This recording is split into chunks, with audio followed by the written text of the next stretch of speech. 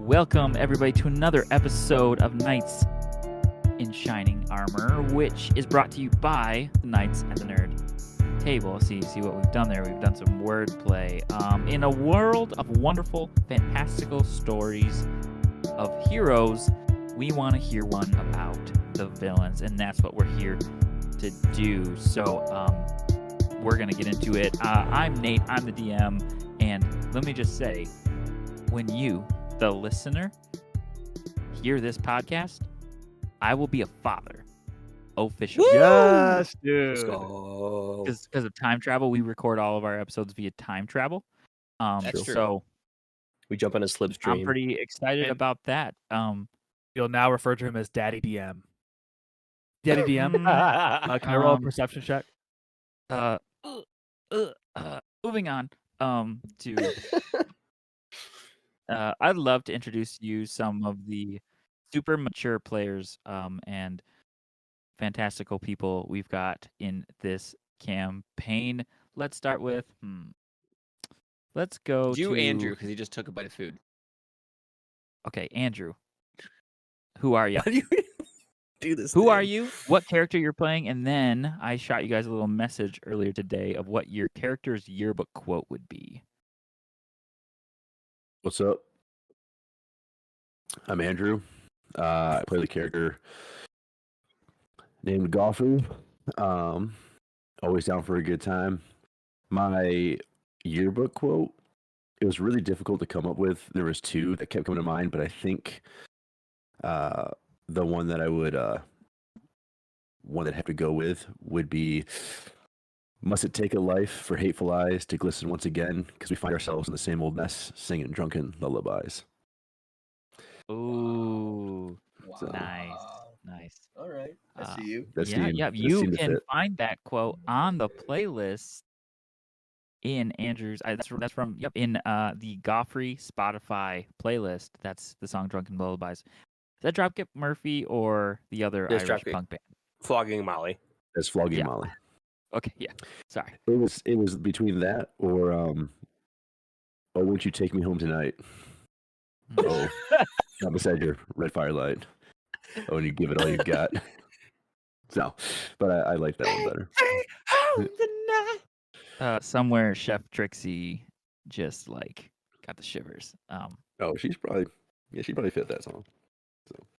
Anyways. Let's keep it in the family and go to my boy Gerard. Yo, what up? It's your boy Jared, your grandma's favorite. Just really excited to be here. I wasn't here Back last from week. a nearly mortal injury. Correct? Not mortal, just really painful. And I felt like when I texted the guys, I was like, I don't think I have it in me. I had a severe shoulder sprain that was like pain was shooting on my neck, and I was like, man, my character's main thing is pain, and I'm like, man, I can't. So, but I play Ivar. I'm excited to share my quote. He texted us today, Porter Daddy DM, and I spent half the day thinking about my quote. And I wrote it down, and it is, there is a thin line between humor and hurt, laughter and crying, love and pain. Only you decide which side. Actually, it says, only you and I decide which side of the line we are on. I like to think that is part of the quote, is Ivar scribbling out and writing in oh no, actually this Well, this it was is the- that. It was that, or it was, I'm not okay. I'm not okay. I'm not okay. You wear me out.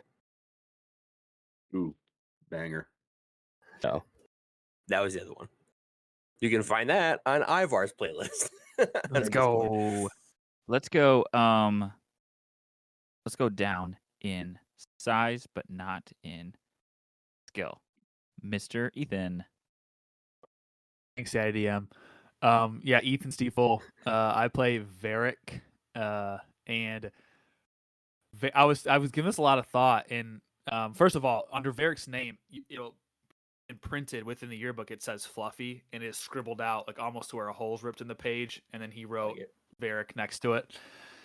And under his picture, or I guess wherever the quotes are, he just says, "No quote, please just sign my yearbook."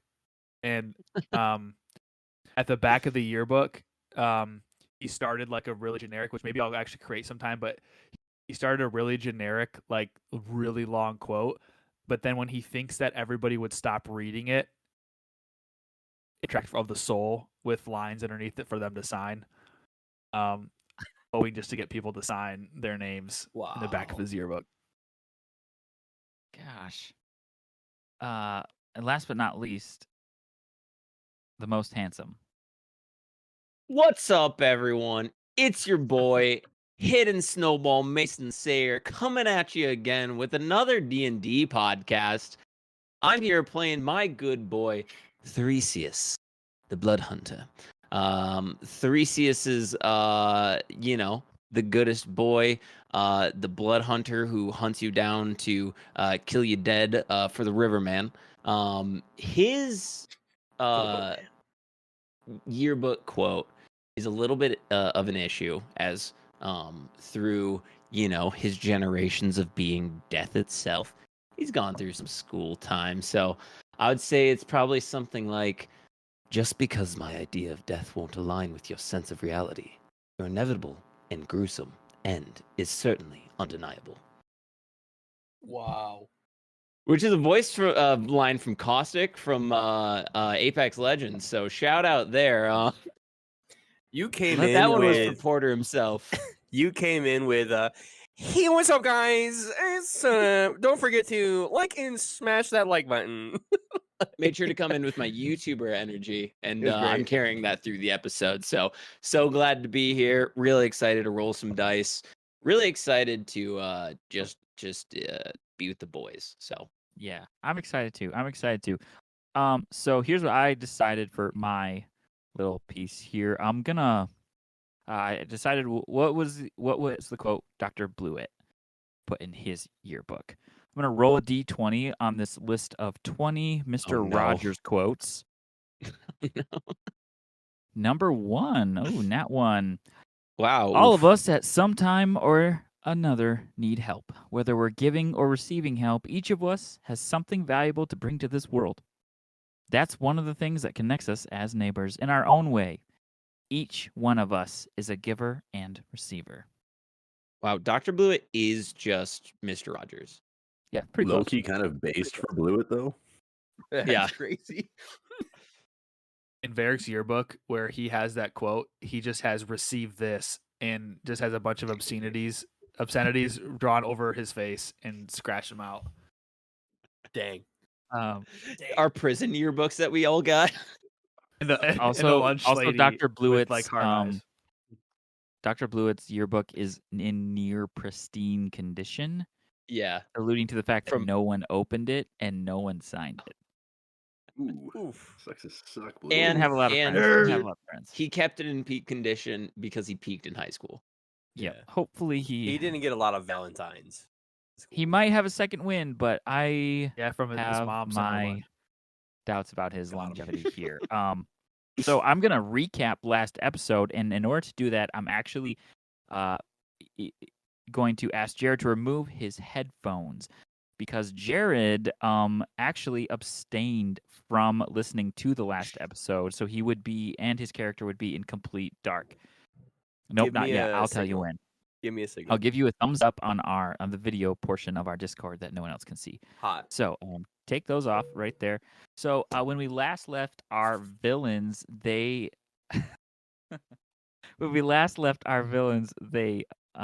were in the waiting room after their therapy sessions.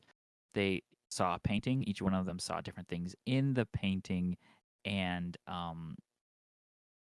one thing led to another, and it hit the fan. Varric stabbed a man through the throat with his newly acquired key. There may or may not have been a little janitor, still unsure. And then finally, there was a moment when Dr. Blue opened the door and saw it hitting the fan and shut the door again. There are guards entering the door on the way, and that's kind of where we are in this room. But we're actually, come on back, Jared. We're actually going to open the curtain and let's tell a story. If you say so. My only visuals, by the way, just the complete contrast from Ethan completely sobbing, Mason absolutely looking disgusted, and Andrew eating a sandwich. So I literally, it was just like, it was every spectrum.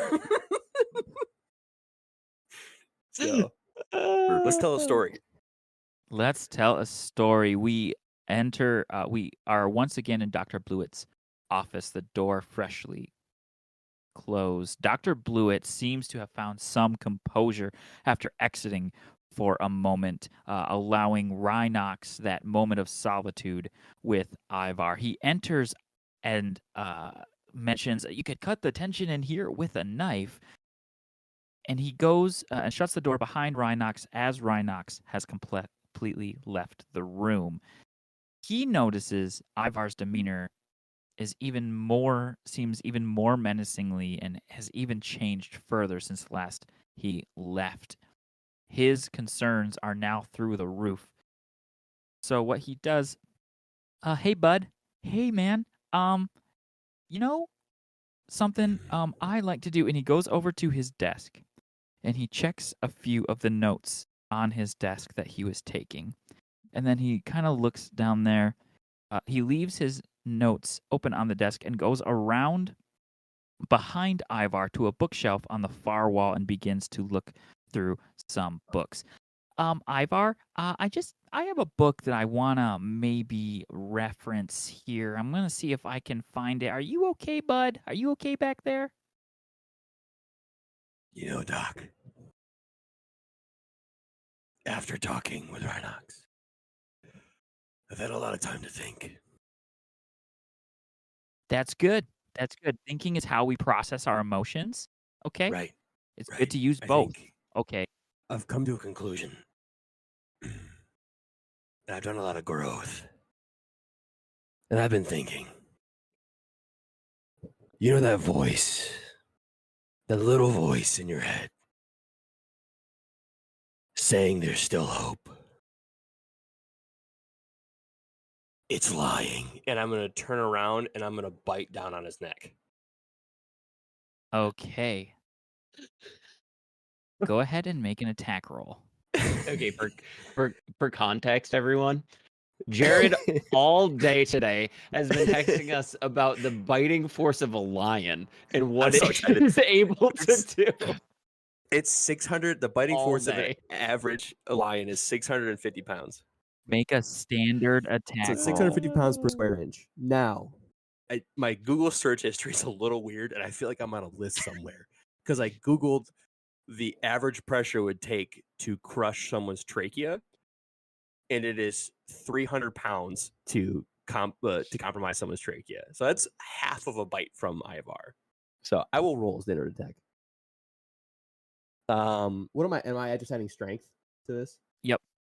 Strength and proficiency? I'll give you the choice. You can add strength, or if it seems to be sort of an out of the shadows instant thing, you could add dex if you wanted. Okay. Ooh. That is a 21. Okay. That hits. So as you also get close, enough to do that, go ahead and roll your damage. I don't necessarily. It's not. I guess it is a damage thing. I just want to keep him from yelling or Yep. making a sound. By crushing his trachea. Yeah, Totally by crushing get his windpipe. So he will suffer severe damages to his trachea and his windpipe via the bite mark now in his neck. So go ahead and roll damage on him. Go ahead and roll. So there's I'm not sure what a bite would be. I'm not sure. I don't think Leonin like in D&D has damage for No, we that. have But claws. It's believe- 1d4 for I was gonna our say, I believe you claws. do have claws. So go ahead and use the same. The same. So 1d4. Mm-hmm. That is a 9. Oof. Ouch.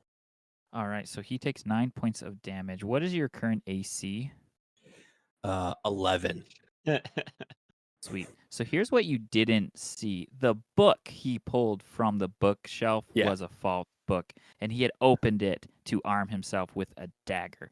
So he Good. rolls a 16 to hit, Yes.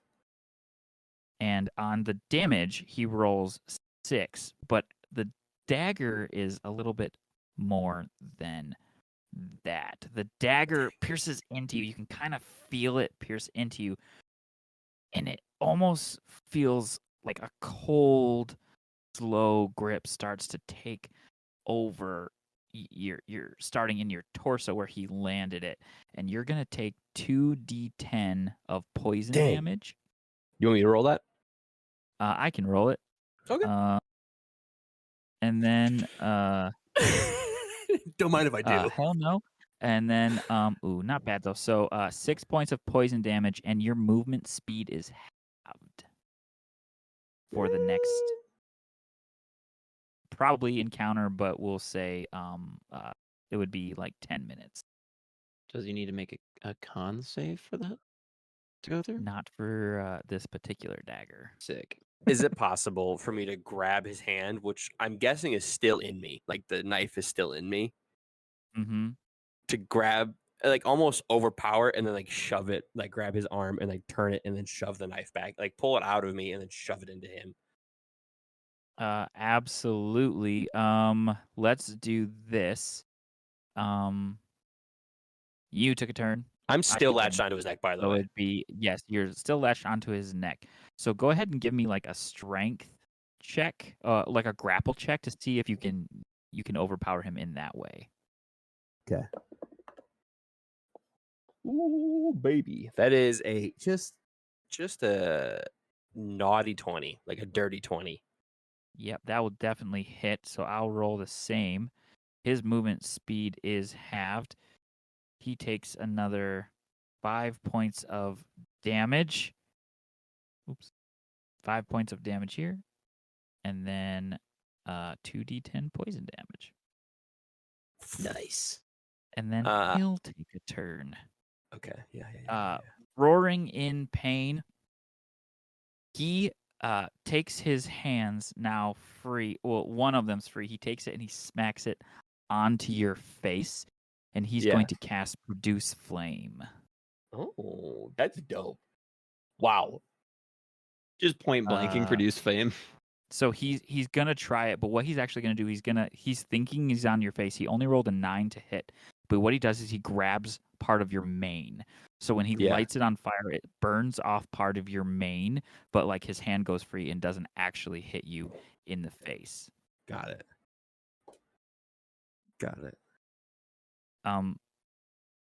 In that moment, it is essentially in this non-initiative moment, it would be your turn, quote unquote.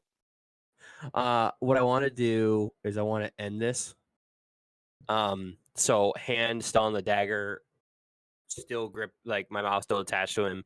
I want to grab the back. I want to almost just like put my hand, the other hand, like dig my claws almost into his chest and cast Inflict Wounds. Oh gosh.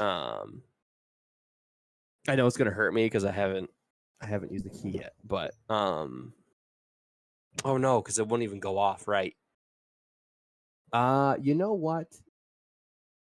I just want to end this, and I want to pull away at his neck, almost hoping to rip something out, like his trachea or something. Yeah, pull away at his neck and give me a strength check in that. I would love to. Natural freaking 20, baby. I'll take a picture and I'll send it to you. Yes, please, because I was like, oh, you know what would be really convenient for me as a DM right now is if you rolled a natural 20, because here's what happens. You go to rip his jugular out, and he's a light fellow, and he begins to lift and go with you, swinging your head back over your shoulder, throwing his body across the room. He lands right in front of the door. Panic in his eyes, blood dripping down his whatever's left of his neck. He throws open the door to escape to discover, and this is what he sees. You don't know, Jared. So he I says, don't. I'm so "Oh, excited. my gosh," and slams the door shut again, back against the wall. And then he looks at you, Ivar. And then he looks at his desk, where a picture of his family sits. Oh no. And he begins to crawl towards it, We're the bad guys. We're the bad guys. trying with blood-covered hands to pull himself up onto his desk, throwing his notes all over the floor. He grabs a picture of his family, and that's his turn.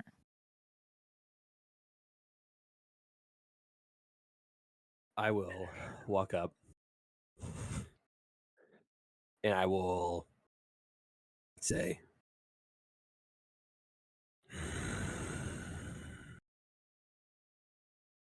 sometimes loss is a deeper pain than any other.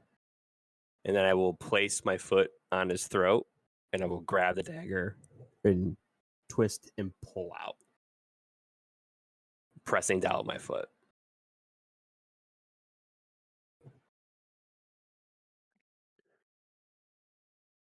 Dr. Blewett dies. His hands holding the picture of his wife and child. Holding the dagger, I will put it in my waistband. And then I will take the key that Rhinox so graciously gave me, King Rhinox, and I will Indeed. place it in the key slot and I will turn it. All right, you place it and turn it. Nothing happens. Why don't you give me a general perception check? Oh God! You guys Very good. remember the musical that Porter put on like an episode and a half ago before we murdered this guy? That Yeah, was great. That was fun. it's 13. 13. Not a lot of details, but here's what you kind of notice throughout the room. And in addition, that doesn't really make sense that your key doesn't work. That's kind of odd, but you can't quite put your finger on it. There's a loud commotion coming from the other room. It seems to be a lot of yelling going on. And as far as the layout of Dr. Blewett's office, it is now pretty covered in blood. There's blood on his desk. There's blood on his session notes. There's blood on just a line of it from one wall to another. The handle that leading to the next room is bloody. Lot of blood. So that's what you notice in this environment. Does he have any like glasses, like a pocket watch on him? Something. Do an investigation on like him in his whole general desk area. That is investigation. That is 13 again. No, 14. My bad. You kind of look around. He did have glasses, but they are broke. He doesn't have any additional weapons on him. One thing, even with the 13 that you notice, is now covered and splattered in blood. There's something on his desk open. And one thing in particular catches your eye, and that's your name. Ooh. I'll read it. Jared Clark, please go to your wife and ask her for a document I sent her now a little over a month ago. What? So I have to go ask her to send it to me? Yep. No, she's got it. Just go get it from her. Okay. Have fun. We got him there, boys. It took a minute. Both Ivar and Jared had 13s on all those breadcrumb rolls. Yeah, I think you broke up, but did you open the door into our room, right? And last room where Varric has the key. Yeah, Like he has the key there's just we're, in the guy's jugular. that's where we kind of froze, at right? that point. Yeah. Okay. We There's froze. Yeah, I'll tell you in a moment Okay. after that. Yeah. Okay. one after that. Yeah. All right. So, Jared, what you have in your hand is Dr. Blewett's session notes from your original therapy session. Daddy DM. If you would do me a favor and just pick out a couple fun things, to read after Dr. Blewett's observations in the moments of terror leading up to his death. Safeguard concerns, supervised sessions only going forward. Main points of discussion: my heartbeat, my blood pressure. Homework / plan solitary. Status regressed. Interventions / used. Exploration of emotion. So my favorite is felt hungry. Was he going to eat me?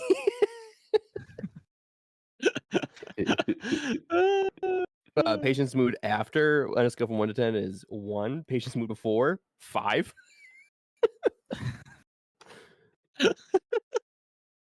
Wow. So Porter. those are for you to keep and look through, and will be available for Peep's sake on our Patreon as well. But enough about Wow. the tangible. Let's get into the imaginary. You notice that, but other than those things, not a whole lot of additional trinkets or there's a paperweight. There is notes on,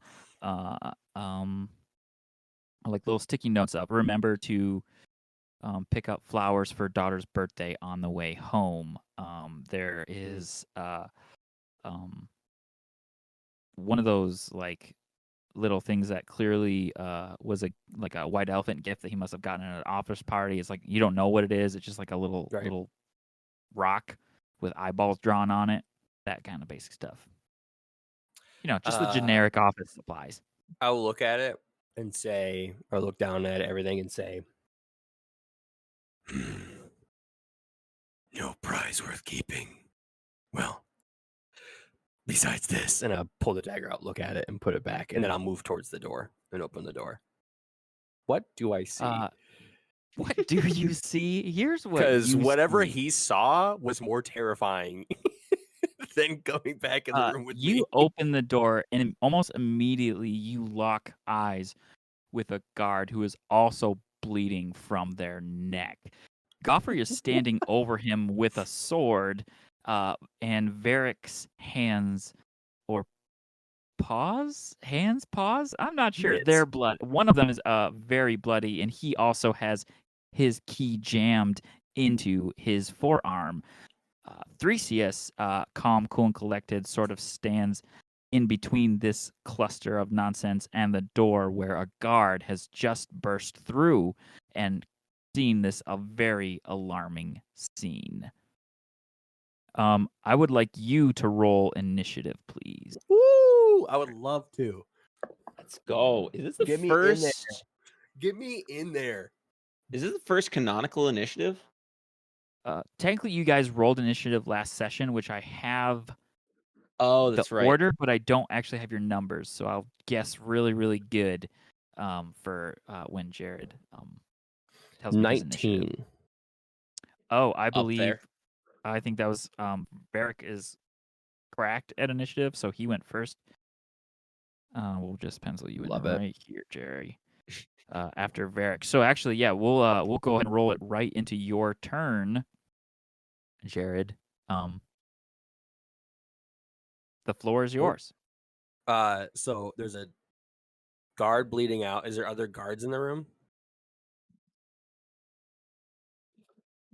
Do I not get? Am I not going yet?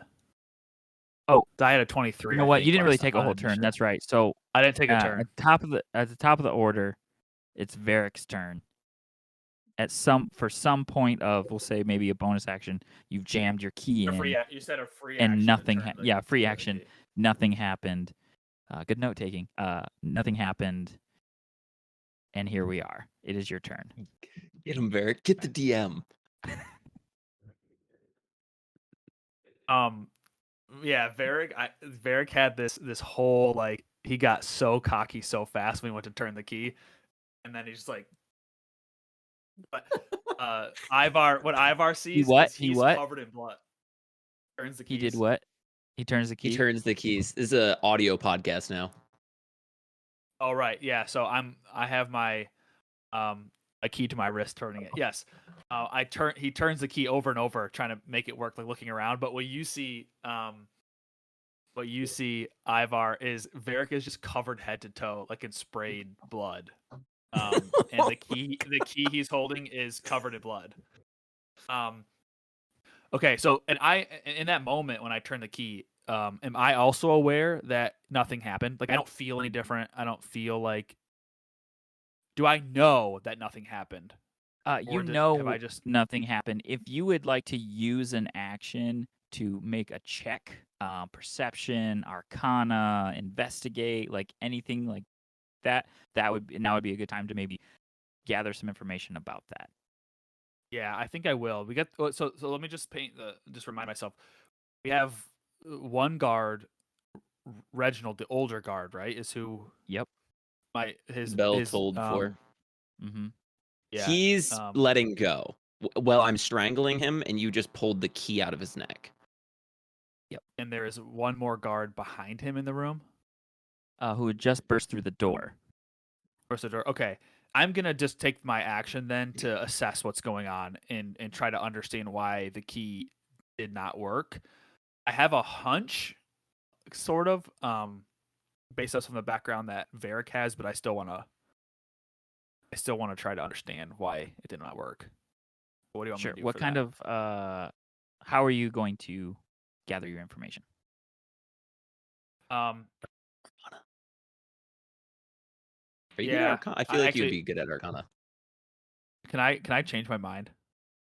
Sure. No. I'm not gonna assess. I am going to go after the second guard that just burst in the room with my key. Yeah, I kind of thought about it. Like, do I want to care? No, I don't care. And I want to jump now. It might be good to figure out. Because isn't there a bag of keys, right, on Reginald? There is a Or bag. was it just Varric's? It was just Varric's key that was pulled out of the bag. Okay, yeah, because his whole thing. Gotcha. Yeah, I'll do it in a second. I jump around to the next guard. How close is he to us when he comes in the door? I would say the where you guys were in front of the office door and where the guards came in, it's probably 20-25 feet in distance. Easily Okay. you easily get there by just using your movement. But he's still like a bit away from, let's say, Goffrey or Theseus. Correct. It's not within 5 feet of them. Okay, well, I'm just gonna run up and attack him then with the key again to try to go after him. All right. This guard is not unaware, so go ahead and make an attack roll. Okay. And just to clarify real quick, Daddy D, the guard on the ground is like dead-ish. He's not fighting. He's being choked out. Correct, because he was also He was charmed. Suggested or charmed to let go of his sword and to not fight back. Yeah, okay. Yeah, I rolled you love to see I it. also rolled a natural great. 20. I just sent the picture in the group chat. Let's Oh go. my gosh. If I would have hit, I would have crit anyways, because anybody who has not taken a turn yet in action, I auto crit on with my assassin. Oh, must be nice. So Oh my gosh. okay, I believe last time this kind of had it was improvised weapon, but I think it was like a D4 is what we rolled. Is that right? Yep. However, it's crit and I don't get sneak. I don't have advantage. I don't think I would get sneak attack unless I crit. You get sneak attack if you crit. Don't remember. You get sneak attack. Let's look. You get sneak attack when you have advantage, or they're Yeah. I surprised. don't have it. They're not surprised, and I don't have advantage. Okay, so it's not going to do much. So I'm just going to do a. Do I add anything to this? Just would it be my dex. I would probably do my. Probably wouldn't be my. Proficiency bonus, right? Because I'm not like proficient You can with. throw your dex on there, yeah, or your If you're proficient with like daggers. Yeah. Okay, then it's Yes. gonna. I mean, I think it's just gonna be a. Plus 3, so it's only a 5 points of damage. And as soon as I do that, I'm going to use my bonus action hop to jump back 15 feet away from the fray, to without taking an opportunity of attack. So I'll jump 15 feet as far as I can back, like either behind Thresius or close to Ivar as he comes in the room, but just to do a little bit of damage, and that'll be my turn. Gotcha. Good turn. Take 5 that damage, brings us baby. 5 damage, baby. Oh wait, That brings us to- I only rolled 1d4. Add another 3 to that, baby. That's plus 3, so that's another 6. Wow. Wow. So This- you know, Guard is more or less taken aback at the fact that Rabbit just ran up out of nowhere and stabbed him with a key, and then there's a lot going through his mind how to get a key. Hope he doesn't figure out how to use that. Sword's drawn now. Okay, let's get into it. Jared, it is your turn. Oh, yes. I would love to pop off real quick. Seeing this mass you? chaos, and I just you see Ivar take a massive inhale, stand up straight, draw the dagger, and then just almost like a lion, like gallop. I don't know if gallop's in the right. It's just all fours jump towards the first guard that he sees, and I'm gonna just a dagger and put it in the guy twice. Okay. Yep. That'll do it. Just shank him go twice. ahead. Go ahead and make an attack roll. I would love to. I'll Okay, so elucidate it for you. I loosened it for you. So the first attack is a 19, and the second attack is an 18. Both hit or one hits? Both hit. Perfect. And then Oh. it's a normal. I know it's a normal dagger, stats wise, right? Is there any? I'm about to send it to you, actually. I love you. Is it a D6 or a D4? I know normal daggers are D4s. Daggers are D4s. Yeah. By the way, Jared, the layout of this room: 2 doors, short Okay. hallway, one wall, just a big old painting, Uh-huh. and then there's just a water cooler, and then a bench underneath the painting. I Yeah, I love should it. have described that. That was bad DM. Bad DM.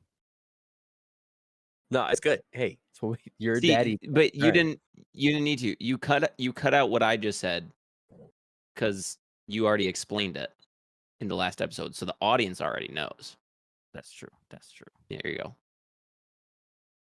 You send it in personally. Discord personal message. Yes. Got it. Thank Personal you. Fonda. massage. Ooh. Okay. I'm guessing I have to be attuned to this for it to work, or no? Nah. Cool. All right. I'm just gonna stab him twice. I don't really know. Ivar hasn't had the time to look at the dagger. And as far as he's concerned, it is just a dagger. Like, Okay. Like he got stabbed and he thought somebody cast a spell on him. So also he didn't know that the key didn't work, right? He wasn't like, I just feel like he wouldn't be entirely sure. He, in Ivar's mind, stuck the key in his wrist, turned it. I must be free now. Took it out, kept the key, and I'm gonna go out. So I'm gonna try and dump a smite, like a first level smite, into the first shank. Oh, go for it. Okay. Okay. So the normal dagger damage before. Okay, so I didn't roll for the poison damage yet. Yep. Go ahead and roll the damage up, but normal and then poison. So it's 2d10. Yep. Okay. Gosh. I love you, Porter. I don't care what Andrew says about you. I'm doing math. And I he don't says a think it's lot, He just I don't says, constantly. but it's Hey, just while like you're doing one-word math, sentences. I don't know how to play a rogue. When my assassin thing gives me advantage on people who haven't taken a turn, so I would have had advantage if I would have had a sneak attack. It was my miss, but remind me that going forward if I missed that, I should have had my sneak attack damage doubled because I rolled a d20. I'll keep it in mind. I didn't know you were an on that. assassin. Same. That's cool. We'll So be okay. original dagger damage, 11 piercing damage. Then poison damage is 15 poison damage. Ow. And then smite damage, if it goes through, is 8. So all together with a smite is 34. Without the smite is 26. Hot dang. Let's see. That. Oh. Doubled. I think I said. So that's 2. So now it's 4. Okay, Jared. If you would roll 4d10 for me. Oh my god.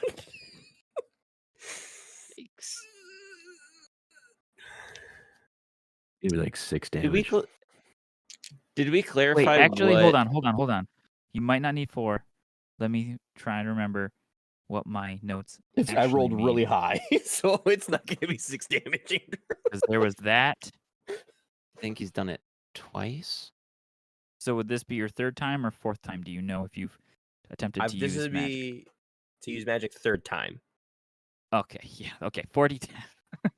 Oh god. Yeah, because he did one in the cafeteria, one in our room. Now drawing we're a up sword out to of his chest. 7. It didn't draw it out of my chest. It drew it out of the air. Yeah, dude.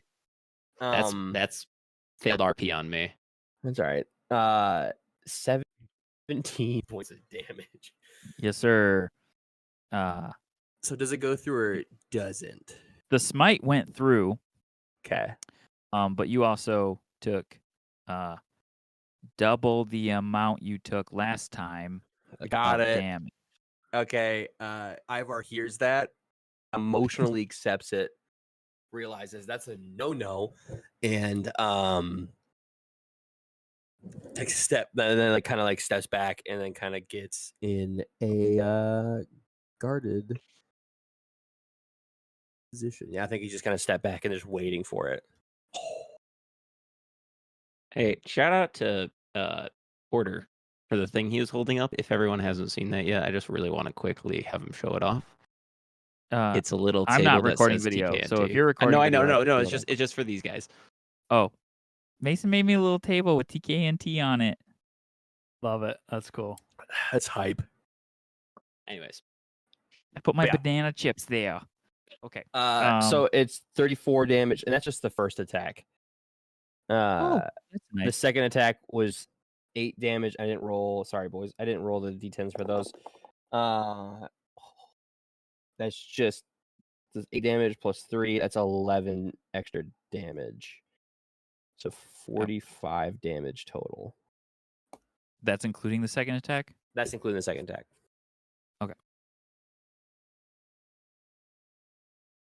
Nice. Ouch. He's Oof. hurting. says, Hurting. ouch. I only missed out on 4 extra d6s. I should have rolled for that one. So that's on me, guys. Sorry. Left one on the table there. You never leave him on the table. You gotta know when to hold him in I the did. table. I Table. do and I did. Able.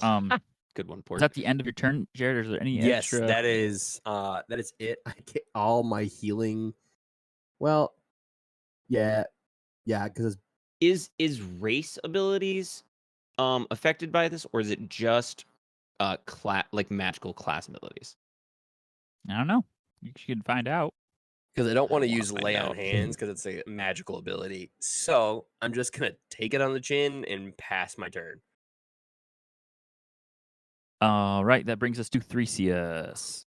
Cool. Are we aware of what kind of sword we have acquired? Is it just a short sword, long sword? It's a long What do we sword. got? Dope. I'm gonna look over. Sword me. I'm just gonna first be like, "Oh my gods, it's Ivar," and then I'm gonna toss the sword to. Oh my gods. Gods is in plural. I'm gonna catch the sword, and sprint. I wasn't. Do you need the sword for anything? No, I just took it from him. Okay, cool. It's Sword Just a great. villain. main So thing. just a villain. So polite. Sorry. Do you need this for anything or? sorry, I forgot we're villains. Screw you. This is my sword now. Anyways, I'm sorry. Okay, I'm gonna attack the guy. Go ahead and make an attack roll. Are there guys behind him coming in? It doesn't seem so in this very second moment, in these 3, 6, 9 seconds of. I would like to actually not attack the guy as my object interaction for the turn. Get across the room. Can I shut the door and lock it? Ooh. Yeah. Yeah. Okay. I'm going to delete all I these like notes here real quick. Don't need those. So Shut I the don't know door. if it locks. It's so from this simple. side. Anyone should think of it. Anyone would really think of it. It's such a simple thing that everyone should really know. Common sense. If just shut the door and no one knows you're in there. What else? Nice. What else do you want Because to do? has he yelled like, "Hey, they're attacking people" yet? I don't think so. Here's what we can do. Probably just give me like 2 minutes to check the tape, as they say. Boys, I've got myself on audio saying behind him are 2 other guards. Okay, that's what I thought. And when you're like, "No," I was like, "I'm just gonna shut the door." They're in the room, so like Yeah. Okay. Well, that changes my plan then. If there's 3 of them. so that's where we're at. My apologies. Hey, you're good. Just give us all 20 temp hit points. Make up for it. If I would have known that there was 3 people in the room, I would have remembered to roll my advantage. So That's true, Porter. You have to give him that. All right. Official podcast moment. The DM made a critical error because sometimes we record over long periods of time. In this encounter, I believe I have said that there is 1 guard. There are actually 3 guards after reviewing the tape. So, as a token of my appreciation, go ahead and roll your sneak attack damage, Mr. We got him. Barrick. Boys, we got him. yes, There dude. it is. Thank you, We Daddy got him. Dio. That's what we like to see. Oh baby. Okay, I'm holding these up together. Those are the wormwood. That's 3 6s. Wow. Oh, a 1. Oh, Well, well, 19 other points of Dang. damage. No on wonder top they're so of toxic. All right, what I had that before. 3 is 18 is yikes. 19. Okay, so this upon receiving that damage, the younger guard who was originally in there is not looking good. Not looking good at all. my turn then. Yes, sorry, Theseus, your turn Cool. with 3 guards in the room. Okay, I'm gonna take the interesting. sweatshirt off because it's summer now, apparently. So I can't see your picture moving at all anymore. So, I'm excited for the winter storm warning tomorrow. Great. I am going to move forward with longsword, and I am going to take the sword as he throws it to me, catch it, drag it across my palm. Yes. As I do, I'm going to invoke my Crimson Right. Is that a magical ability? It Or is a associate- magical ability. All right, go ahead and roll 1d10 of damage for me. Thank you, Daddy DM. That is 10. So that's fun.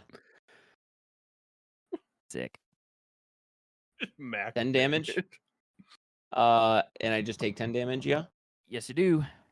Okay. So as my bonus action, I'm invoking a Crimson Right.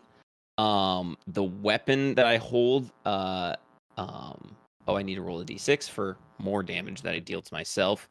Nice. I max out damage again. That's a 6. Hot dice all over the place tonight.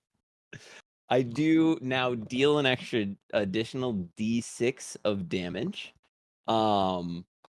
And my weapon is you know what? No, let's do this one. So I am going to go in and make an attack. You said the first guy is close to dead? Yep, very close. Okay, I'll make my first attack on him. 14 plus 7, it's going to be a 21 to hit.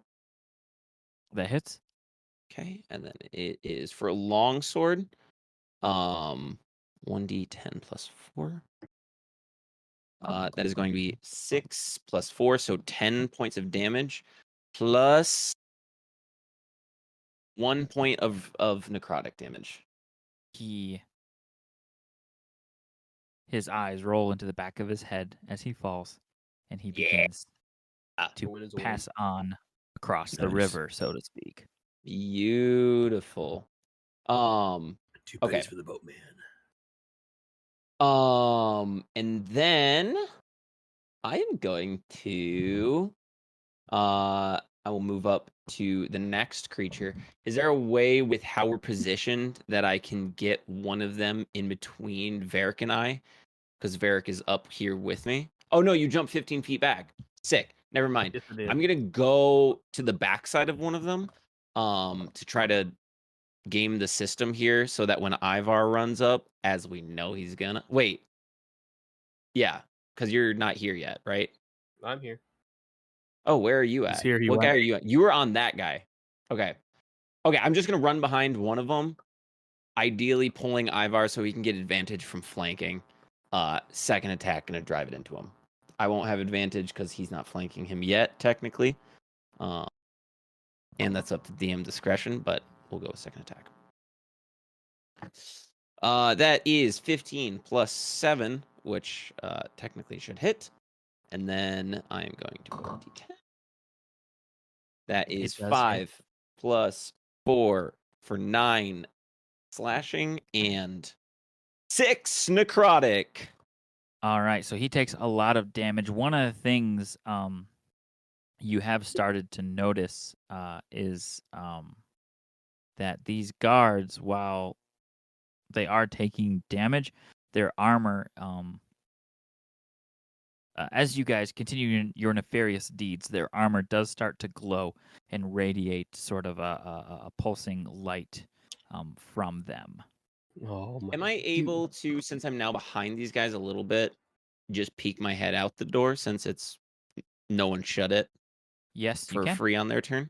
Okay. I just want to peek my head down the hallway, both ways, really quick. What do I see? Oh, hold on, really quick. Before I do that, I have great weapon fighting. I can re-roll a 1 or 2 on damage dice with melee weapons. I did 1 necrotic damage. Oh, he died. Never mind. You peek your head out into the hall. It's a sort of another narrow hall, not much wider than 8 feet. You could stand 2 people down the hall, but it wouldn't be. You wouldn't have a lot of wiggle room. To the left, down this long white painted hall, chipped with cracks and patches and holes, and it goes farther and farther down to the end where you can see a sign above the door. It reads, Gen Pop. You move your head across to the right, and it's a little bit of a shorter hallway with a door at the end of it also. This door seems to have some additional security measures taken place to make it secure. Actually, just to the left of the door is a set of iron bars Sitting behind them is a guard, and I'm gonna make a perception check to see if he sees your peaky little head. You want me to make a little contested stealth or something? Yeah, do a stealth. I'm not good at this, so I don't know why I asked.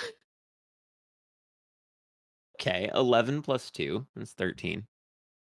Okay, his body straightens up, and all of a sudden you see him disappear.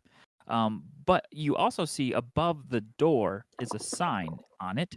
There are 2 arrows on the sign. One is pointing up. Next to that pointing up arrow reads a sign that says processing. There is another arrow pointing down. The words next to that say solitary. Processing is probably where they're keeping our stuff. Okay, I'm gonna yell out to the guy really quickly and be like, sorry, Dr. Blewett told me to come this way. I'm not sure where I'm supposed to be going. And then I'm just gonna pop back into the room to keep fighting. To maybe just throw him out of confusion for just a second. Make a deception roll. Yes. Deception is +1. That is a 10, so an 11. You don't know what happens next. Perfect. I go back to the fight. All right. Is that the rest of your turn? That's everything. Action, bonus action, movement, and free action and yelling. And yelling and deceiving and peeking. So that brings us to the guard's turn. One guard, blocked in combat, will make an attack on Ivar's. You're pretty close.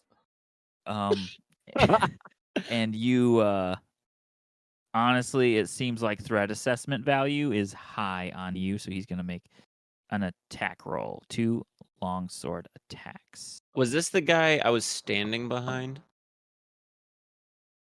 Would he be moving out of my range? Perchance? Sure. You can make an attack. It doesn't hurt to ask, boys. I'm just saying. You can always ask. Oh my gosh, that was so close to a nat 1. 19 on the die. That hits. Roll damage. Great weapon master. Let's go. That was a 1 on the die. Nice. 8 on the die plus 4 plus 5. 8, 9, 10, 11, 12, 13, 14, 15, Nice. 16, 17. So he absolutely takes some to the back by swings. Does a 21 hit you, Mr. Ivar? That's double my AC right now, so yeah. Sure does, Daddy DM. And then does a 16 hit. Yeah. Okay. Buckle your britches here, bud. My butt. So all 4 of those hit. You're going to take a cool 17 damage. Oh my god. Dear God. All right. And that's going to kind of be his turn as far as that goes. The other guard kind of circles his head out the hallway and yells, "Guards! We need more guards! Guards and any guests in good standing willing to help. We need it. We'll take what we can get." And he guests in good standing. Varric goes, "Oh, I'll help." Yeah. He looks at you and he says, "Not you, you fluffy little rodent." And then Never mind. And that brings us to Goffrey's turn. The other one is not going to attack. He's going to sort of position himself at the ready with his sword, trying to block the door from anyone being trying to escape. And that brings us to Goffrey's turn. Did Reginald on the floor pass away? Yeah, let's say he did. That just makes sense to me. Poor And Reggie. he was an old guy. Ticker was done ticking. All right, so in the chaos of all this, I would like to drop to my knees after I've thrown the sword to Thresias. I want to drop to my knees next to Reginald, yelling out, "My God, he's gone!" But I want to try and look like I'm giving him CPR. to bring him back. But I want to be searching his body for things while I'm doing so. Love that. Love that. Yes. All right. Here's what you find. A couple of coins. Yep. And honestly, that's about it. He He had has nothing else. He had there was nothing else in that satchel or anything like that. no. There's nothing else in the satchel. Other than some paperwork. That just says bunny on it. It literally just says bunny. Okay. Okay. And then I want to look up at the guards, and I just want to yell. As I'm still giving him CPR, I want to say, "Will you guys get a medic? What are you doing fighting this man? Find a medic for Reginald." Nice. Roll persuasion, you bard. With disadvantage. I'll make it fair. Actively fighting people. What are you doing fighting people? You said persuasion. Yeah, with disadvantage. I mean, you want me to roll it twice? Yep, and take the lowest number. Oh, that was a dirty 20. 14. Oof. Yeah, they don't believe you. But good. The other guard's like, dude, I saw you. yeah. The other guard's like, cap. The other guy's I just like, wanna- you told him to let go. What do you mean? Let that go and guy's let dead. God. No one else. That guy's dead too. No one else saw this. Didn't 3 of them burst into the room at the same time? We thought it was just one. Yeah, but Port none just of them would have watched ever back. actually seen the initial Yeah, stab. Oh, we killed okay, the one okay. that saw us doing this to this guy. Then I want to stand up and I want to like put my hands above my head and I want to yell, "I'm really good friends with 2. I'm really good friends with 2, boys, and you know how 2 gets. So let's just all cool down and we'll figure this out." Okay. Is that it for your turn? And then I would just like to kind of move myself into more of a defensive position. So maybe Sure. back up near the painting a little bit, but just kind of like hands up. Yep, sounds good. At the top of the round, I've rolled a d4. This is the reinforcements that will be on the way. You can hear some rustling coming down the hall. They will take their turn on the guard's turn, which isn't at the top of the initial order, so that brings us to Varric. All right, what's the plan here, guys? There's a door back oh, to the this- door I came through. There is the processing area is just down this hallway. That is where they process all of our items. If we can get there, we can probably get what we need to be able to actually survive this fight. Are the gads coming from that direction or from the other direction? Do we think we can Am I able make it? to hear that, DM? On your turn, I will let you make more of like perception Okay. Okay. or some actions, I will use my turn to do like whatever check you think, like maybe it's like an arcana check, and I would like to use my knowledge of what I've learned with like tree fill and see if that has anything to do with it and try to understand why the key did not work. So what type of check are you making? I was hoping you would tell me. I guess it Yeah, could be history?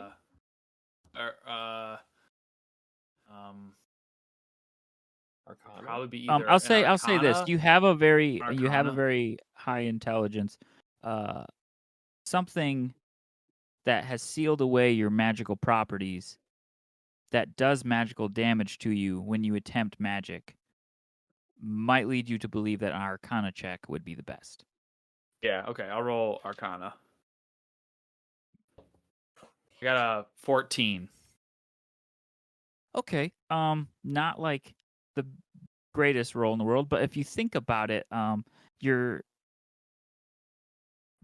It's kind of hard to remember that moment that you were branded or sealed with this new scar.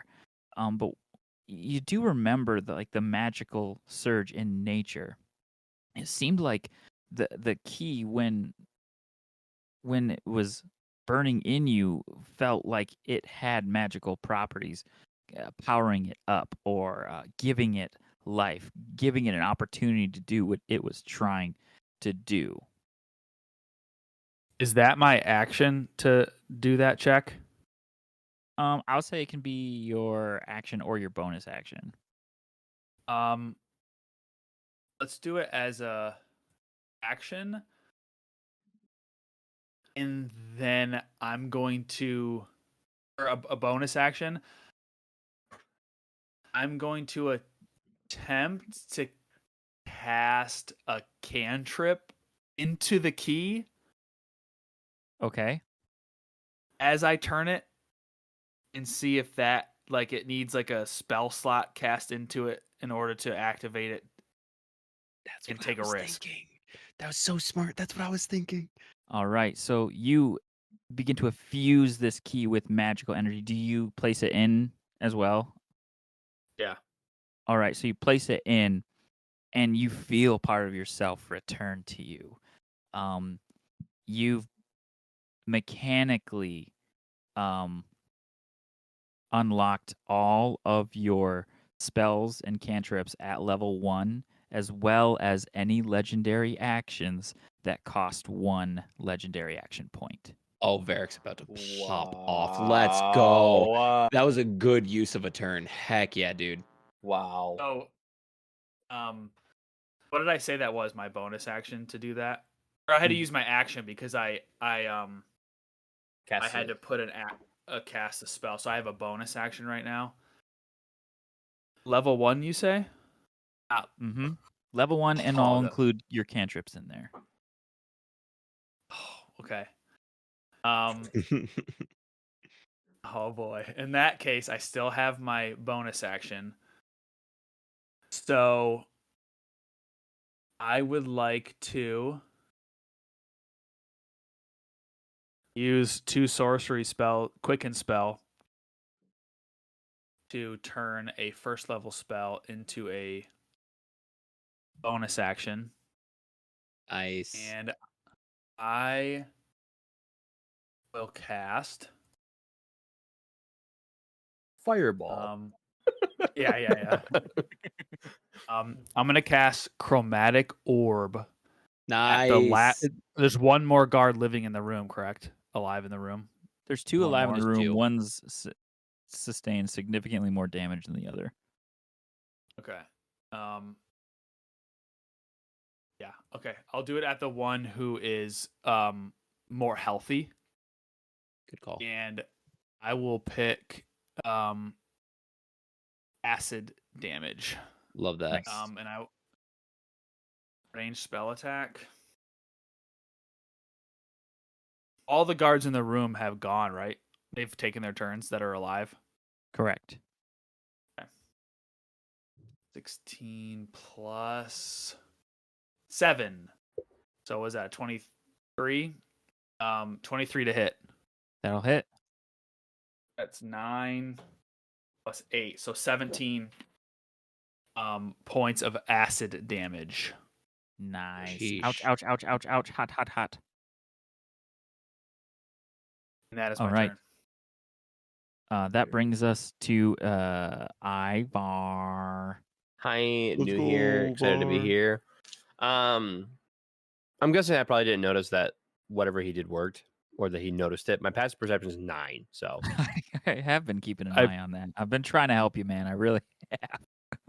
I probably should have said something, but I'm locked in. I'm too excited for what. no, you're just good. happened. You're fine. It's totally okay. So I didn't notice that at all. I'm gonna look at the other guard and go, more food, and I'm going, or But you- not more. There's there's no way you wouldn't have seen me cast Chromatic Orb. That's You true, might not have seen what I actually. did. There's no way you didn't see a acid glob shooting away from me and me taking no pain. I guess maybe I don't know, maybe, but I didn't see how you got to that point. yes, you wouldn't have seen that. So I mean, obviously I want to, but it's all good.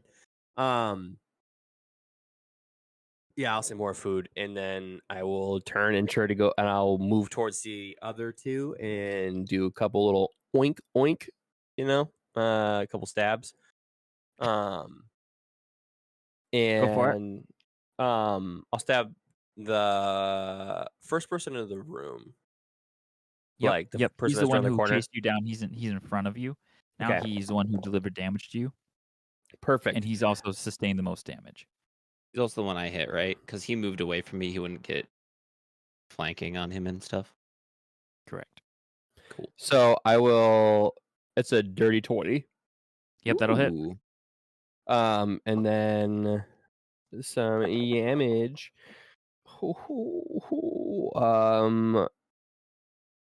10 piercing damage, and then another 7 poison damage, so 17 damage for that first attack. Dang. He's looking rough. He's looking real rough. He's not dead yet. Nope. Drop him. Well, the next one. Drop him. All right, perfect. 23 to hit. Nice. Hits. And then, dude, dice towers are dope. Also makes a great noise. It does. Can you hear that? By the way, I'm sorry. Yeah, it just a little bit. No, it's good. It's like a nice ASMR. Perfect. Yeah. Altogether, it's 9 piercing damage and 18 poison damage for 27 damage total. The Dang. guard falls. Let's go. Ethan, you can use your dice tower if you want. It's okay. I'm not gonna this time, but maybe next time I will. I will then. Can I move out the door? There is one guard who has not been hit yet, just standing in the doorway, making sure you absolutely cannot just move out the door. So there's. Well, he has been hit. He's got hit by acid chromatic orb, but other than that, Is there like? Could I just like walk past, like push past him? He's probably got a sword drawn. Yeah. What am I worried about? I wouldn't advise it, but you I can do whatever know. you want. This is Dungeons and Dragons. Dungeons and Dragons. You know what? I'm gonna do a little something natural. I'm going Nasty. to. I know this is gonna hurt me, but I'm gonna push through him through the door, push him through the door, and I want to turn down the hallway for where the guards are coming, and I'm going to use Daunting Roar. All right, let's take this one step at a time. Go ahead and give me a strength check on the Good guard in luck. the doorway to see if you can just push through him. It's like Ivar's thing. You got this. 19 plus 5, baby. 24. All right. Opposed. So you kind of like, just like a bully, push him up against the lockers, the non-existent metaphorical lockers of this back wall, and just shove him into the hallway. You turn and look down the hallway, and here's what you see. You see 4 guards Oh gosh. led by 2 guests in good standing. One of them is Gruglug. Snitches. The other one is 2. Perfect. So Andrew did a little fist pump. So with Daunting Roar, this Yep. is a natural ability. It's not magical. I will roar at them. I will kind of like bend down and roar from like almost my chest region. I need them all to make a wisdom saving throw. The DC is 14. Sweet Lord, wisdom 4 guards. Why did I pick 4? Why didn't I say no guard? The DC is 14. Yeah. Love this move, Jared. Pass. Great move. Fail. 3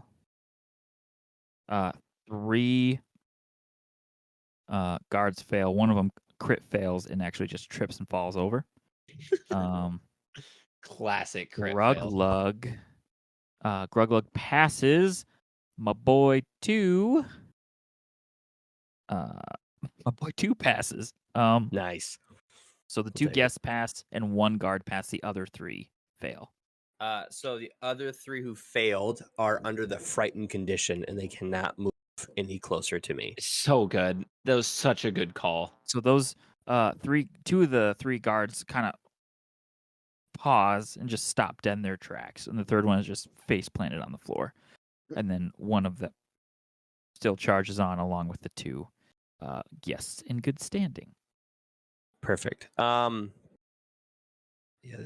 did I kill the one guy? No, I didn't kill him. Oh, you shoved past him.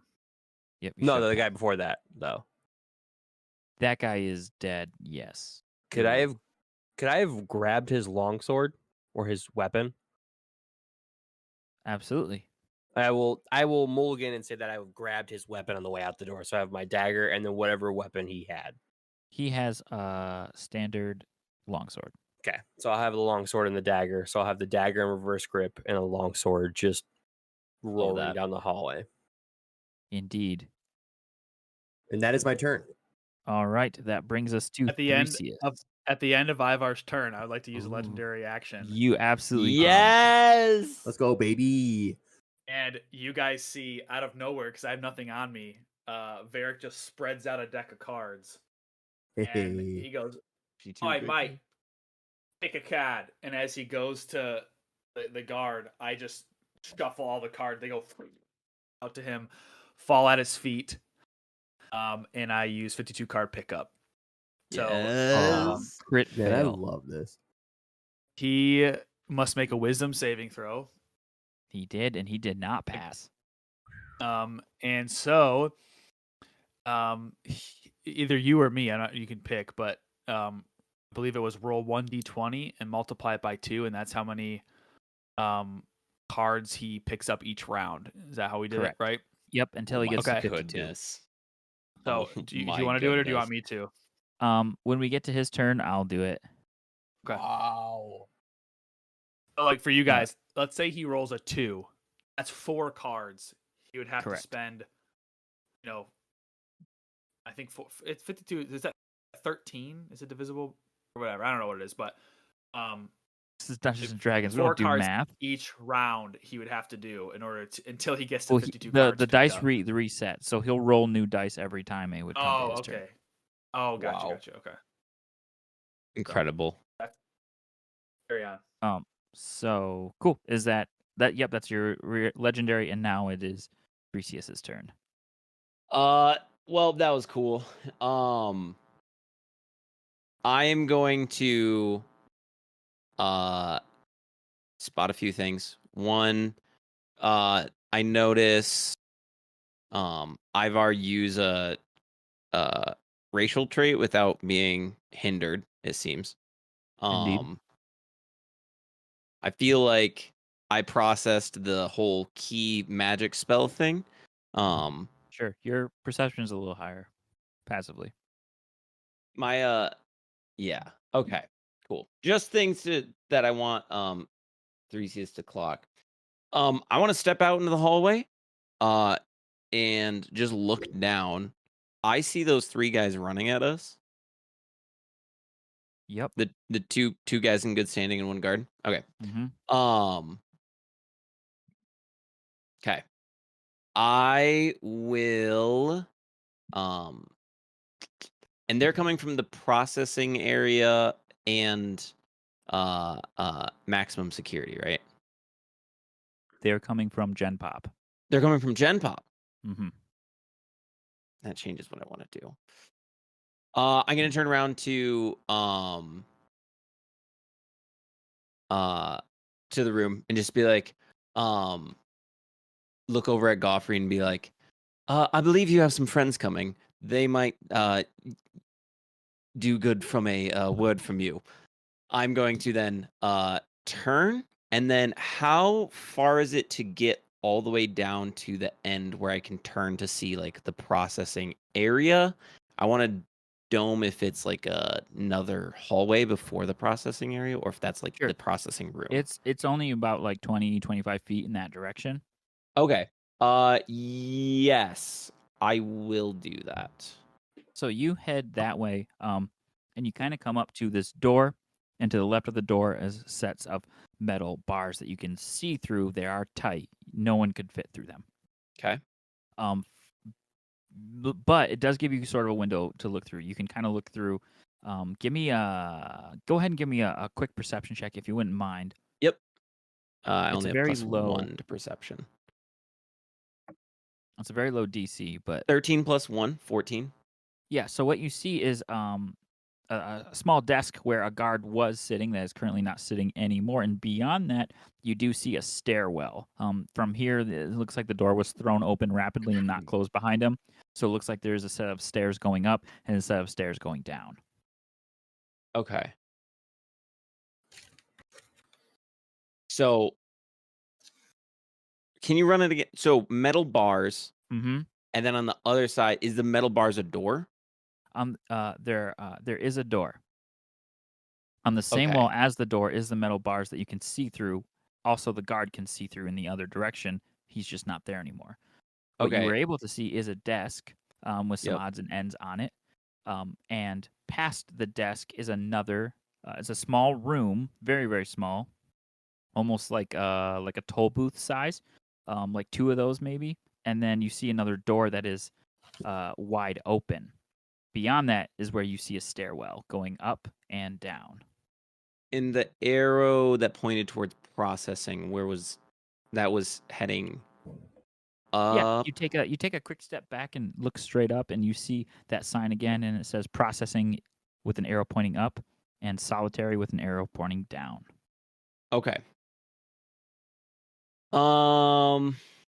I want to try to. So the doors are any? Is it locked? I want to try the door first. Object interaction. Just try the door. Try the door, and it's locked. Okay. Always worth the ask. Can I make an attack to try to break through this door? Absolutely. Okay. Dope. That is a 15 plus 7. And do you want me to just roll normal damage? Do I? So you swing hard as Jared checks a TikTok real quick. You swing hard on the My wife on sent the me a door. TikTok, sorry. With a sword. The sword is the immovable object. The door is the unrelenting force. Both of them are undamaged completely, but no movement happens. My sword is, fun fact, I don't know if this helps, considered magical currently. Indeed, it does not help in this situation. Cool. I will clock that. A memory of yours from non too distant long ago. Yeah, The god warden mentions metals. that there's a lot of that metal floating around in this prison. Yeah, the god metal. Okay. I want to try something, but I don't know if it's gonna work. Rules as written. I have an ability called Aether Walk. You can step in between the planes as long as you're not incapacitated. You can move through creatures/objects as if they're difficult terrain. And you can see and affect creatures on the ethereal plane. Would the metal bars be considered objects? Yes. Okay. I can't do anything right now because I have to do it at the start of my turn. So I will just turn and can't really do anything with my second attack or my bonus action. So I will chill here. All right. That brings us to the guard's turn. I will lump our guests of good standing in with the guards for initiative. So here's what you might see in the hallway, especially Ivar and now Theseus, should you look over your shoulder. The crowd moves towards the group of our villains. 3 of them stop dead in their tracks and turn and run back the other way down the hallway towards Gen Pop, fearing for their lives. Great move. In that attempt, one of them trips, or at least it looks like he tripped. Hard to tell what he tripped on, and face plants. Loving that one. In that moment, you see 2 give a little skip.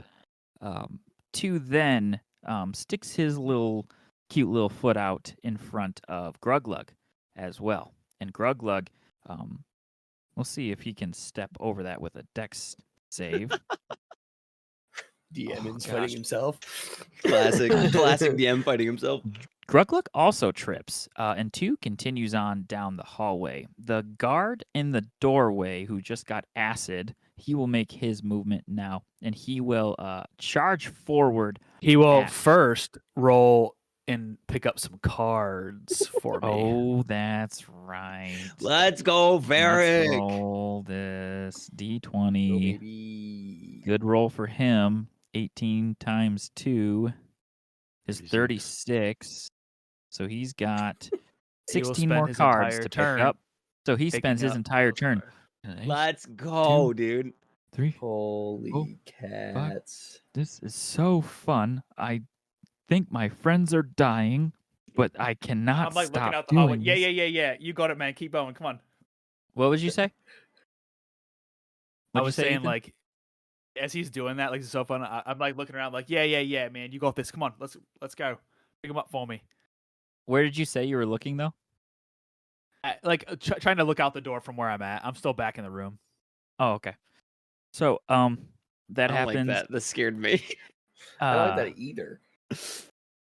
2 uses his whole movement to kind of burst through the door, and he sees you, Goffrey, and he kind of gives you a good nod. And then he sees you, Varric. And one thing that you notice about 2 is he's not very big, but he looks like a G. He's actually covered, neck down, almost everything that you can see in new prison tattoos. Tattoos, baby. One tattoo in particular, one tattoo in particular is a big fish hook on his chest, and it begins to glow red. You look down at yourself, and you start to feel all tingly all over, Yeah. especially do. your ear where you have a tattoo of a deck of cards, and that tattoo begins to glow red as well. That is the guards. Also, in No idea what's the happening there. stairwell, Mason, you hear the sound of guards approaching, coming up the stairwell. That Boys, brings we us have more to- issues. Brings us to Varric's turn. Let's go, Varric. All right, so, I would like to run out in the hallway, kind of jumping over the cards that I dropped, and then C2 Mm-hmm. by C2. You do see 2. And- He's and- standing in the doorway, Okay, kinda okay. under the guard because he's small. When as I approach him, does anything change with his tattoo or mine? The closer you get, the brighter your tattoos begin to burn, and it almost seems like they're pulsating and pulling towards each other. I open my arms to give him a hug, and I just lay my ear against his chest. So your ear, the tattoo on your ear, the cards almost seem to fly off of your ear, and they glow. They land around the fish hook tattoo on his chest in a pattern. As that happens, I say out loud, "You know how I told you guys I would get you out of here. What I didn't tell you was I was getting everyone out of here." The tattoo, the cards on the tattoo move in patterns and begin to take shapes, almost like they're unlocking a vault door spinning clockwise, counterclockwise, a smaller circle forms spinning counterclockwise, even smaller circle forms spinning clockwise, and it gets to this last, and you almost you feel it more than you hear it, but it's this big click, and out of this fish hook, a scroll begins to emerge. And 2 is almost just as surprised as everyone else as what's going on. But the scroll emerges and sort of blink, blink, blink, blink, blink, lands on the ground. I'd like to pick it up and open it. You pick it up, and there is a spell on this scroll. The spell is power word erase.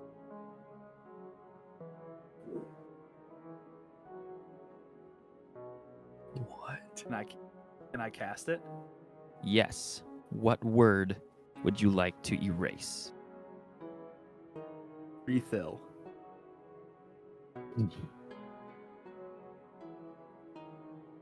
An eruption moves out from the scroll. Oh my gosh. That's the magic metal The from sword the gods. in your hand, Theseus, disappears. The bars in front of you disappear. Same goes for you, Ivar, the sword, and even the dagger in your back pocket. You notice the armor on the guards begin to fade away quickly. Little pockets and pieces of the rooms. All of this thing, this impenetrable magical thing, simply erased from existence in this area. And not just this area. Everywhere on the island of Redora.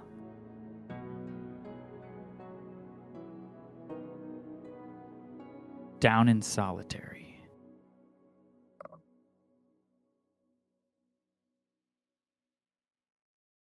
Oh, well, that there's pretty surprising, ain't don't you think, boys? And that's where we'll end our session. Wow. Daddy DM. That was sick. Holy cow.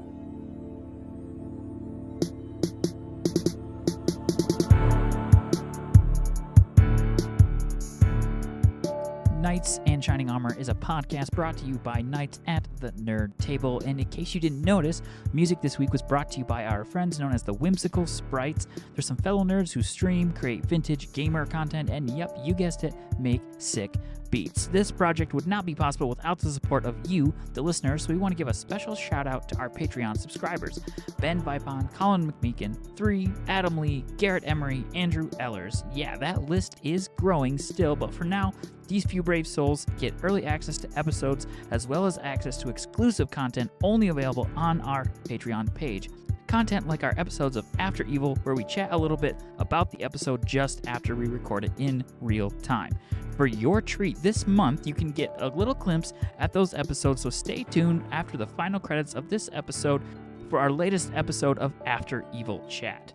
You too could be called upon to collaborate with us in a canon episode by heading on over to our Patreon page and subscribing at any tier. When you do that, you also get access to our Discord, which has tons of things like Pokemon Go tournaments, TCG fun, and it's a great place to find others who might be playing the same game as you. Thanks again for listening, and stay tuned for our next episode coming next month. And until then, you can find us anywhere else, including but not limited to Instagram, YouTube, TikTok, X, formerly known as Twitter, and of course, patreon.com/TKNT. We can't wait to see you at the table next time, but until then, good night, nerds. Now enjoy this short episode of After Evil.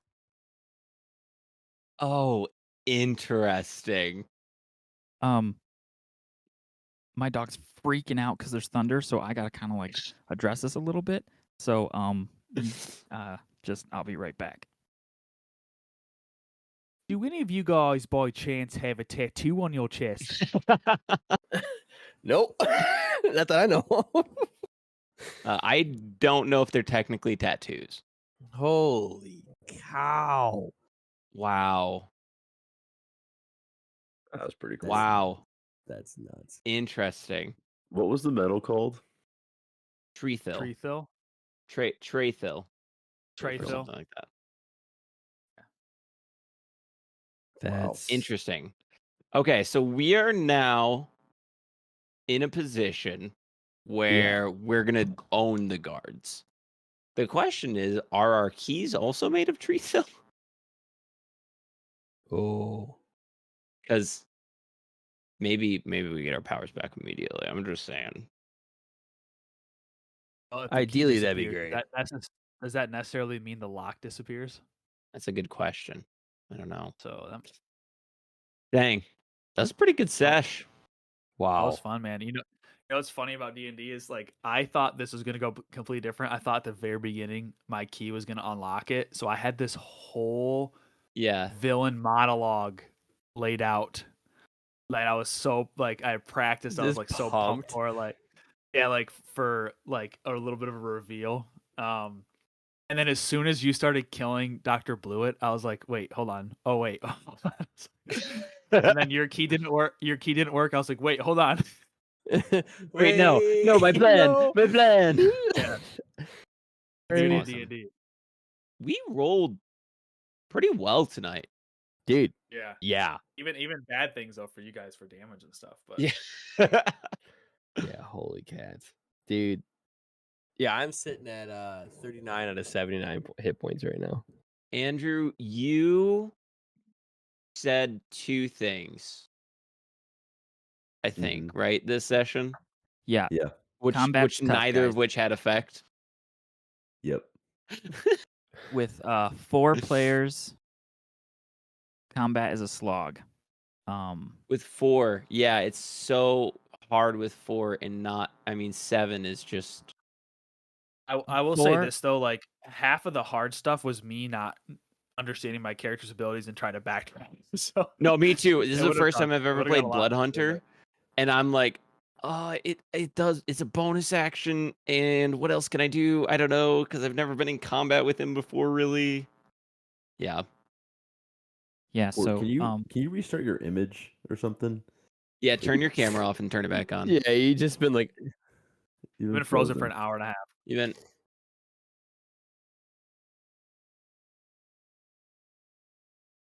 hey, he has his sweatshirt off. Are you naked? because it was Thanks, summer over here. Hey, do you have a Muppets baby tattoo? What? An office reference? I'm disappointed in you guys. Well, boys, I remember DMing with like 8 guys in combat, so I'm Dude, not. it was And half of us That were new happens. at it. So and the way, even just the way we did combat back then wasn't even the full D&D combat, and it still took forever. well, half of that was our attention span. Let's be real here. Yeah. Like, our attention span was terrible. 100%. But no, I agree. Well, the best part was even the last Varric turn when he read the spell technically did skip my turn, but story plot wise, it made no sense. Did it- Like, yeah, he Oh. just skipped over me, but I didn't say anything because I'm just like, honestly, this is moving the story and the main thing along way more than me being like, two, buddy. Like that's all I would have done is try to Yeah. talk to 2. So Try to riz him up. it was all good. Riz 2. But honestly, once Port was describing the fact that 2 was like basically with us, I'm like, I don't need to like, Yeah, your job's done. yeah, him nodding at me, like all that kind of stuff. I'm like, Yeah. yeah, we're like Him we're good. tripping people. Yeah. Yeah. So Yeah, I that was a had good fun. one. I had fun just listening because I think the 3 of you are really talented D&D players, which we always give each other flowers after evil. It feels like, but Hey, I'm in on it I thought it again. was- That I was thought it really cool. good. Yeah, I thought it was was fun. cool. It was Yeah. entertaining at least. You know what I mean? Like it was fun to hear. Yeah. I'm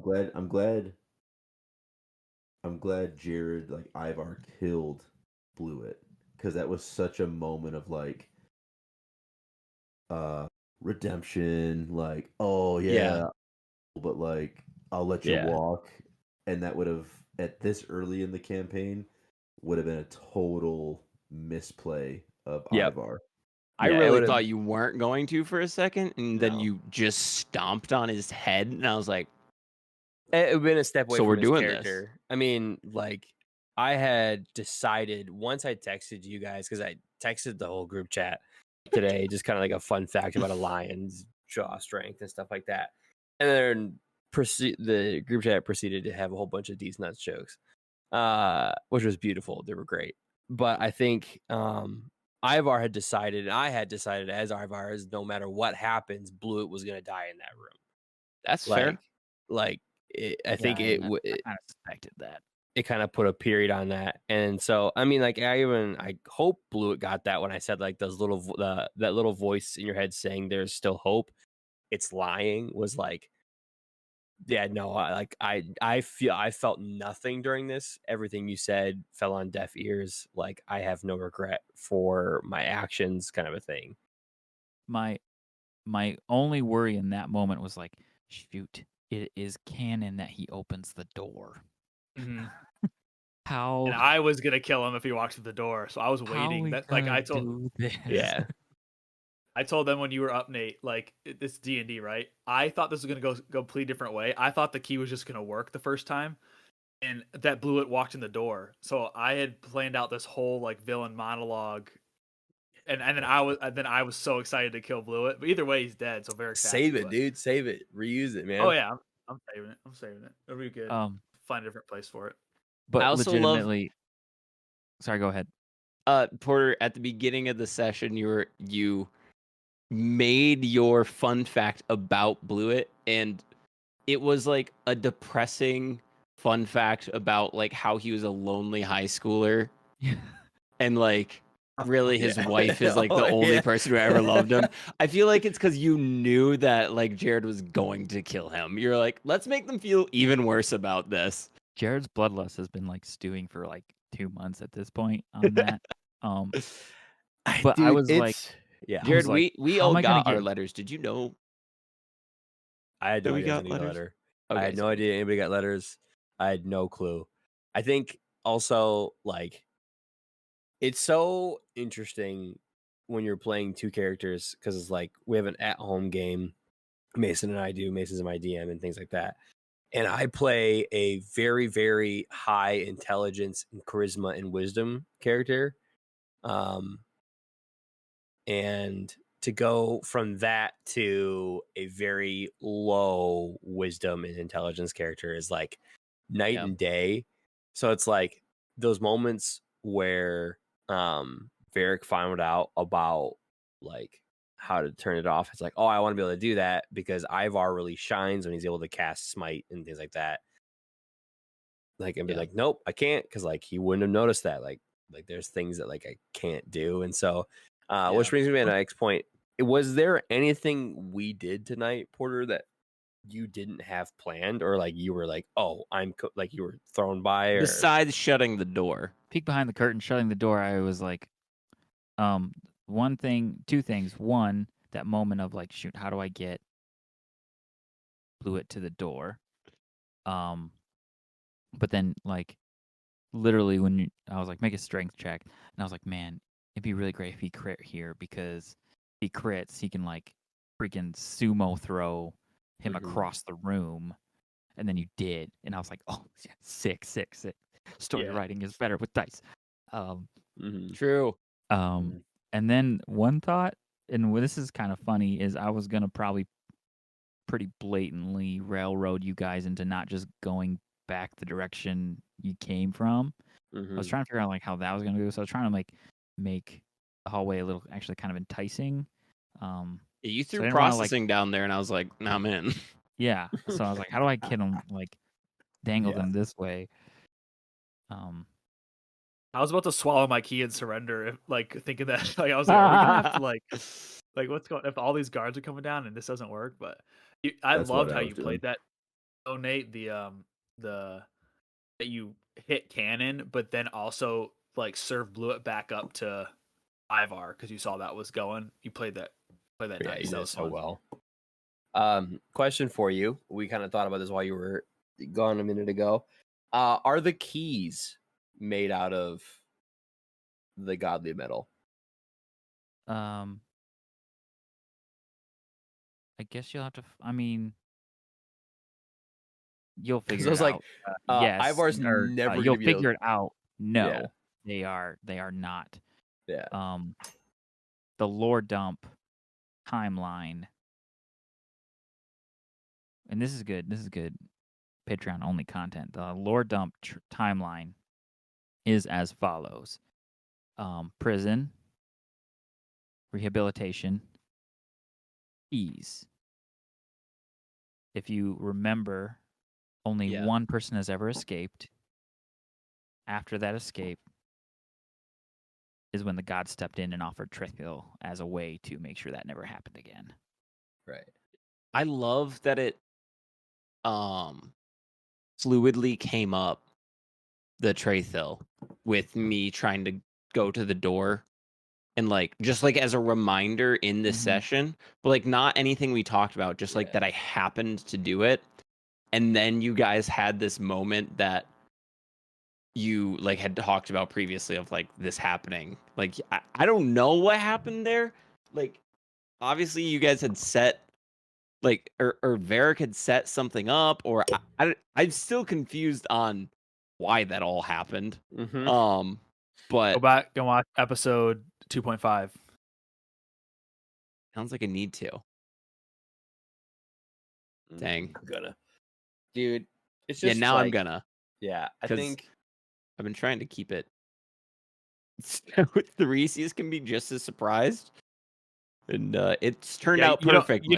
Dude, You don't have to, but it explains a little bit. I cannot will wait be. to go back and listen to last week's episode, just because, or last month's episode, just because I just this like the thought process in my mind as a player is like, one, like for the doctor, Blewett to be stuck in a room with a lion that just almost ripped trying to rip his throat out, right?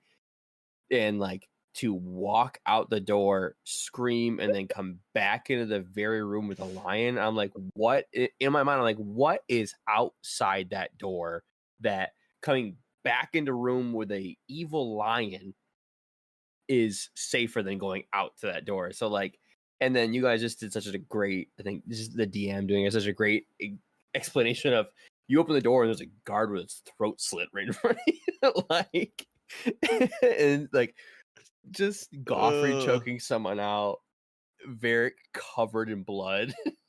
No, it's Goffrey like shushing someone, being like, it's fine, just let go. As I'm strangling him with his own shirt, as Varric's pulling a bloody key out of his neck.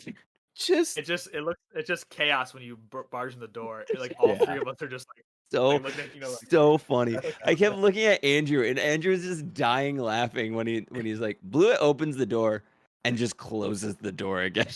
Yeah. Because we all three would have been like the quick, like Ethan said, like quick like glance up at the door, like mom caught us, and then like back to what we were doing. Yeah, it just so funny. But no, basically, if Reginald wasn't dead, I was gonna stand up on my turn and just step on his throat, but have my hands up in the air, like I don't know what's going on, but slowly just continue to choke him out with my foot. Not knowing how I didn't know that all this stuff was going to happen today. Like obviously, again, shout out episode 2.5 if you're listening to this and you're Patreon subscriber and haven't listened to it, go listen to it. But I didn't know it was all going to happen yet. So my mind's like going 1,000 miles a minute. Like, what's the next step? What's Nate going to throw at us? Are we going to have to be overrun by guards and have to give up? Because I originally was going to try to play the scared rabbit card again. And like do what you did, like try to fake, like, oh, I don't know what happened, whatever. Yeah, wasn't sure that was gonna happen. Like I was like, okay, are we gonna get shut in confinement? Then I got it. What do I do with my key? Like they know I have it, but do I swallow? Like I was just, my mind was like reeling, trying to figure out what the plan was. yeah, yeah. That's what I was like. I don't have a weapon, and obviously I've hurt myself doing magic. So it's like Goffrey's next step is what would Goffrey do? Like I only care about myself in the moment. So it's like, okay, well, I'm gone, like I'm freaking out. So I don't know what's going on. But No, That is I- so funny. The image of Goffrey wearing a WWGD bracelet. It just what would I do? What would Goffrey do? Goffrey's wearing it, like he's like, oh man, what would Goffrey do? That's right. What would Goffrey do? Do some crazy That's stuff. so funny. I want some Porter. What would Goffrey do? Stickers, please. Yeah, Thank dude, you. I also Love it. one of my main goals as a player in this podcast, as a knight on this podcast, is to get your grandma's favorite printed on a t-shirt. That's some of our merch. I can do that right now. That's a good one. I know you can, but I want somebody to buy it. I Your think it's grandma's just- favorite. That's the goal. that's just the goal. Daddy, That's the now important. Daddy DM. Yeah. I don't And feel like what that. would 'Cause Goffrey do? listen, because the pros are the Dungeons and Daddies podcast. I am not. I would be honored to be amongst them. Those are the daddies. Do they call them Daddy DMs? No, They don't call him no, Daddy DM, but they no, call they him. don't. The DM says, "Hi, I'm your dad." That's his one of his Hi. signatures. Yeah. That's very different My than dad. Daddy DM Yeah, for multiple true. reasons. It's a throwback to Daddy Disinfectant. Yeah. Yeah, I 100. As soon Yeah, as dude, he that's said all I that, think I about. thought of that immediately. That's I all was think like, about when that's I so think Like, funny because he has no context. Ethan has zero 2018? context about that. Mhm. Love inside jokes. Love to be a part of one someday. You set one up perfectly.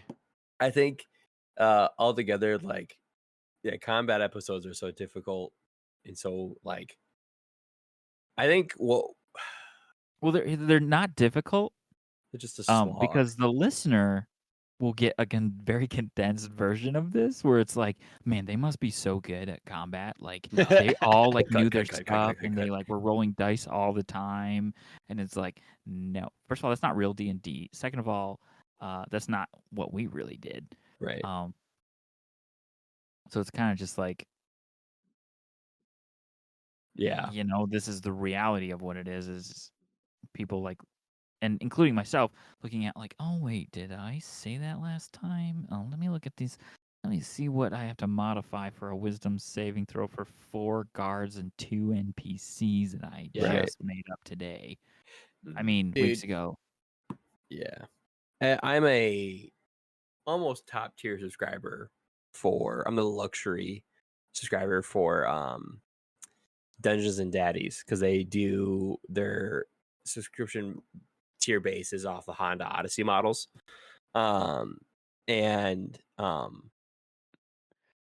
Yeah, so what I appreciate about them is they release like the uncut and they release a cut version. And like you look at the cut version, it's like maybe like an hour and a half.